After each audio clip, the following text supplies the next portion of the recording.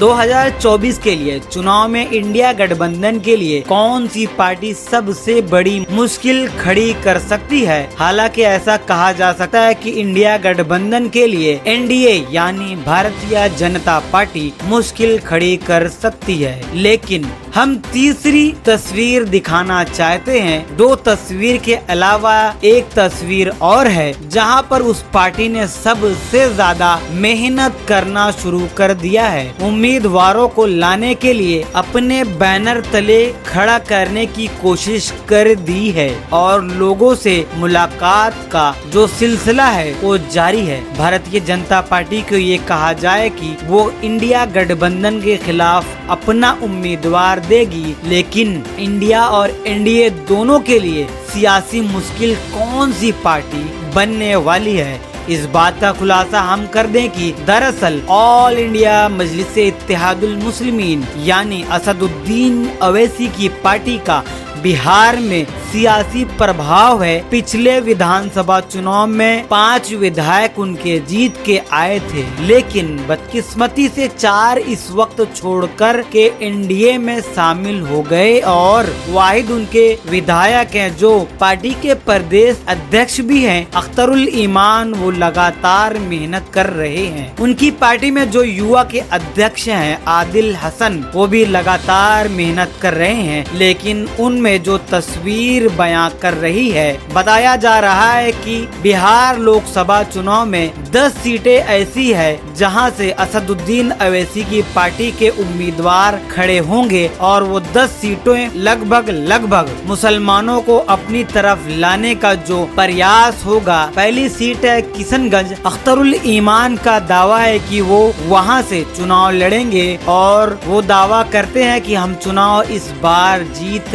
जाएंगे, इसलिए कि वो पिछली बार बहुत ही कम फर्क वोटों से चुनाव हार गए थे। पहले जो सीट है वो किशनगंज की है, दूसरी जो सीट है वो सीमांचल के अलावा भी हम आपको बताएंगे, लेकिन किशनगंज के अलावा अररिया, पूर्णिया और कटिहार ये सारी सीटें हैं जो सीमांचल के इलाके की, वहां पर असदुद्दीन अवैसी की पार्टी अपने उम्मीदवार खड़ा कर सकती है।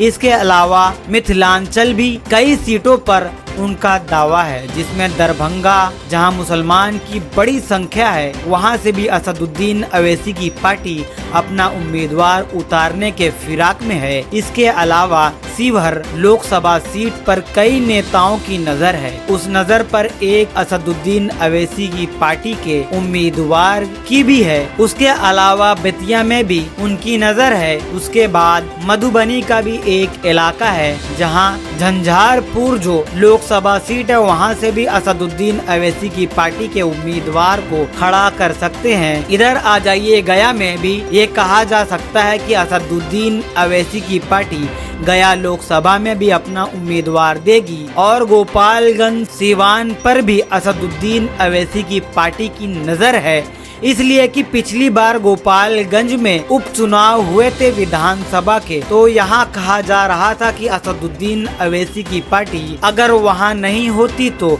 शायद महागठबंधन के उम्मीदवार को कामयाबी हाथ लग जाती।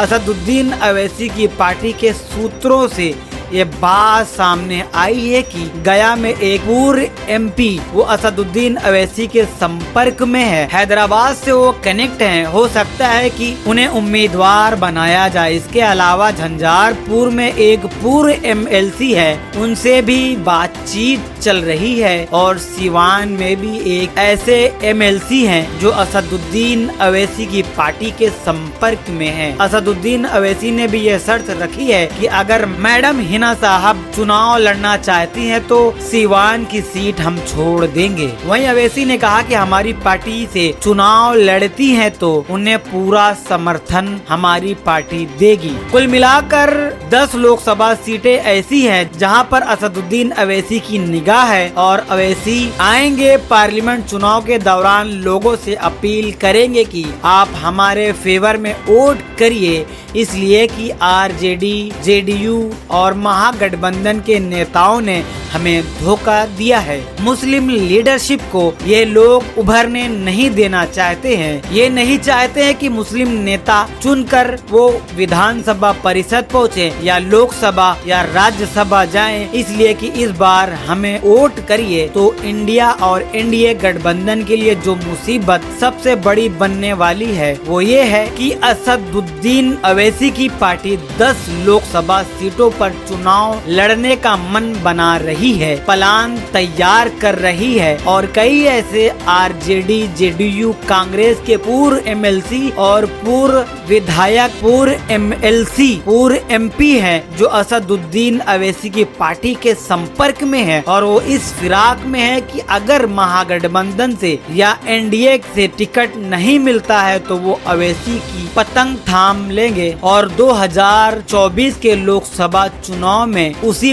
पतंग के सहारे लोगों से उम्मीद, भरोसा और यकीन लगाकर वोट मांगने की कोशिश करेंगे। ये तो आने वाले वक्त में पता चलेगा कि असदुद्दीन अवैसी कितने सीटों पर बिहार में चुनाव लड़ेंगे। ये तो सूत्रों के हवाले से जो खबर मिली है आपको हमने बता दिया। बाकी आपको ये खबर कैसी लगी कमेंट करके जरूर बताएं। इसी तरह धन्यवाद, बने रहे हमारे साथ। वस्सलाम वालेकुम।